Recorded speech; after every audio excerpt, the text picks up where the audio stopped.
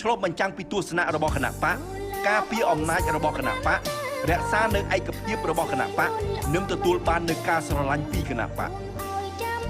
7. ការពារយ៉ាងម៉ឺងម៉ាត់ប្រឆាំងនឹងការជ្រៀតចូលនៃមនោគមវិជ្ជារបស់លោកខាងលិចនិងមានមនសិការទប់ទល់នឹងឥទ្ធិពលជ្រុលនិយម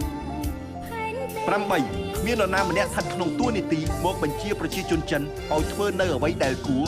និងមិនគួរធ្វើនោះឡើយ 9. ប្រសិនបើអ្នកអាចដកខាត់ខ្លួនឯងសូមធ្វើវាពីមួយថ្ងៃទៅមួយថ្ងៃ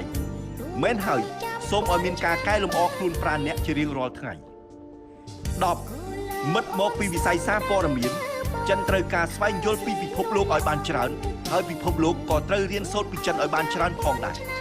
ខ្ញុំសង្ឃឹមថាមិត្តអ្នកសារព័ត៌មាននឹងបន្តប្រឹងប្រែងនិងចូលរួមវិភាគទានបន្ថែមទៀតដើម្បីធ្វើឲ្យការយោគយល់គ្នាមានទៅវិញទៅមកកាន់តែស៊ីជម្រៅរវាងចិននិងបណ្ដាប្រទេសនានានៅលើពិភពលោក